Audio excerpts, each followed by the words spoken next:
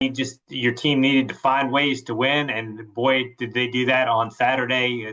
Game went back and forth. First of all, have you ever been involved in a game with that many swings in your coaching career? Yeah, probably not. I mean, you had it all right there from having a chance. I mean, there were multiple opportunities to be able to win the game in regulation. And then there were opportunities in overtime, and they were back and forth, back and forth. And so, yeah, there was probably never been a game that had so much into it. And especially if you look what it was really about the last 5 minutes of the fourth quarter. I mean, you look at from the last 5 minutes of the fourth quarter into overtime, man, there was a lot of points all of a sudden put up on the board in those last 5 minutes.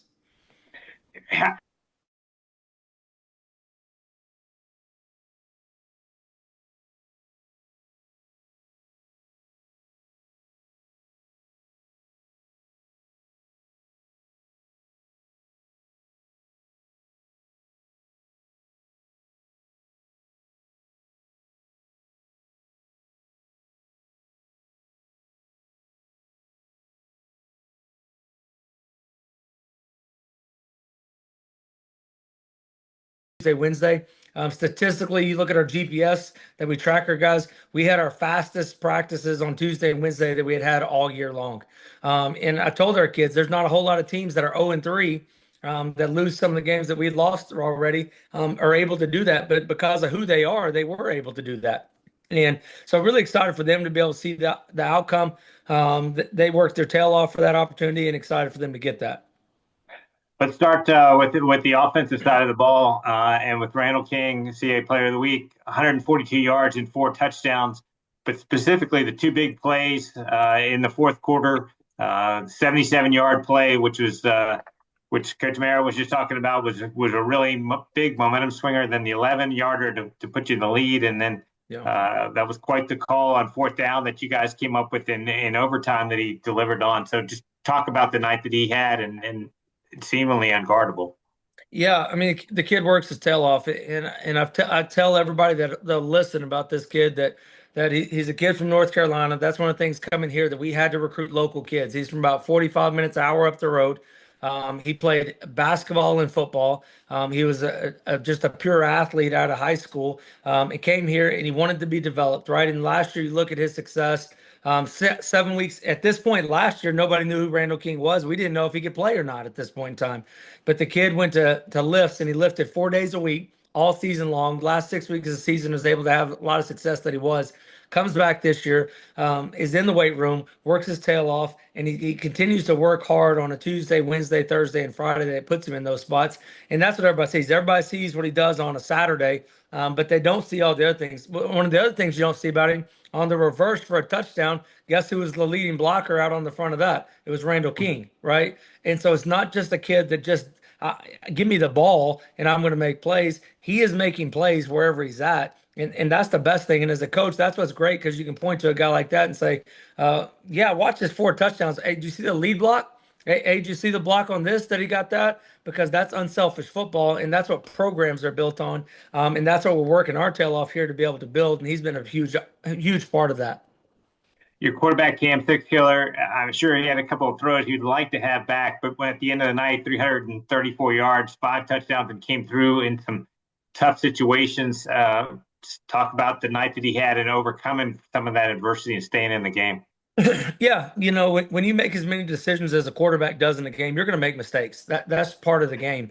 I make mistakes, as many decisions I have to make. But what I love about Cam is that he makes mistakes and he keeps playing. His teammates keep playing around him. He keeps giving us an opportunity to win. There's a third down that is a third and long, and he runs for the first down to keep the drive going on that we were able to score on. And so, he's just going to continue to get better and better in this offense. I thought it was a great game for him because everything didn't work out perfect. Everything wasn't just click, click, click. Everything goes along the way. He found a way to win, and I think that was really indicative of our football team. Everything didn't work out exactly how planned, but we found a way to win. Defensively, obviously, you gave up some big plays in that game, but you also came up with some big plays. A couple of Yep. interceptions in the game, then the strip sack by Devontae Pettis. Just talk about some of those plays on defense that, like I said, while the yardage might not have been what you wanted, some of the game changing plays that you were able to make. Yeah, well, yardage goes up when he plays as long as we play too. When you play two True. overtimes, That's true. the yardage and the points go up drastically in that spot, right? If you look at our defense, I mean, let's be completely honest. Where they were is at halftime, it should have been a 7 point ball game. We gave up a kickoff return for a touchdown, another touchdown. We had a pick six for a touchdown, and so you're looking at 14 points of that, and then another 13 from overtime. You do the math. You take away those spots. What our actual defense gave up was pretty good.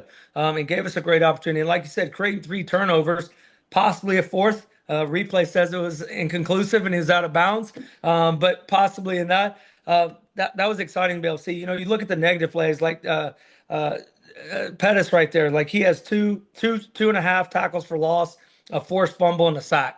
Man, it's a heck of a football game, right? That's the disruption pieces that we were trying to get. You look at Donovan Flord, he had two breakups and an interception. You look at Marquise Alexander at corner for us, had two critical breakup plays for us as well. And then Logan Livermont that turns in 10 tackles right there. And so those guys are continuing to get better. I thought our defensive line did a really good job of getting Brennan off his spot. Brennan's probably one of the better quarterbacks in this league, hands down. And I thought what our defensive line did a good job. It didn't allow him to sit in the pocket, made him move around, condense the field when he breaks the contain, and then it's a little bit easier to be able to cover some of those things. And so holistically, I think that we were more aggressive on defense. In the passing game, the week before we gave up 8 explosive plays. This week we gave up 2, and one of them was a great catch by him, and one was the one in the end of the 2 minute drill that we had a guy slip on. And so that's what was a big emphasis for us is don't give up. Don't give them anything. Make them earn everything. And I thought our guys did a great job of that. Coach Daniels and his staff did a good job getting those guys ready to go. Let's look ahead to Saturday. You close out a 3-game homestand against a Western Carolina team who had a pretty big addition to their team with their quarterback, Sharon Dickens, coming back, and he goes out and just throws for 582 yards and 6 touchdowns in a 50-35 win over Sanford. What are some of the challenges that Western presents, and how do you slow a guy like that down? Yeah, I think everything you just said, right? That's the number one challenge in that spot. We played them last year at their place, and they're always explosive. You know, Coach Bell, any kind of offense that he's ever touched in his career has put up points, right? And so I don't know if it's a situation that you're gonna go out there and eliminate it, right? But we've got to be able to contain it, right? And we've got to be able to eliminate the explosive play, like we talked about. And how you do that is do your job, right? If they beat us on a play, they beat you on a play. Tip your hat to them, go play again. But what we can't do against a really good Western team like they are is we can't give them anything, right? We've got to make them earn. We've got to contest every pass. And then we got to be able to get pressure on the quarterback, right? He's a really good quarterback. We've got to get him off his spot. If you get him off your spot, you got a chance your percentages go way down. You saw that this past week. Furman, the pass completion was 70% for that quarterback, and then last week it was 44%. And a lot of that was because of the defensive line getting the quarterback off his spot. That will hold true this week when Western comes to town. How much confidence do you get from the win a year ago? Yeah, maybe 40% of our team, 50% of our team was a part of that. Mm-hmm. I think there's always good because you build a history of that you did win.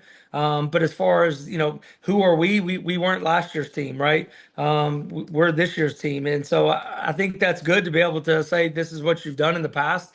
But at the end of the day, what's in the past, whether you win or lose, is dead, and we got to move on to this year in that spot. And so I think it builds confidence in your culture of your program.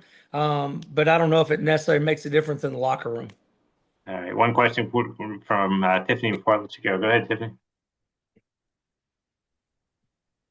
Coach Harris, talking about under pressure and how your team performed and how much that meant to you.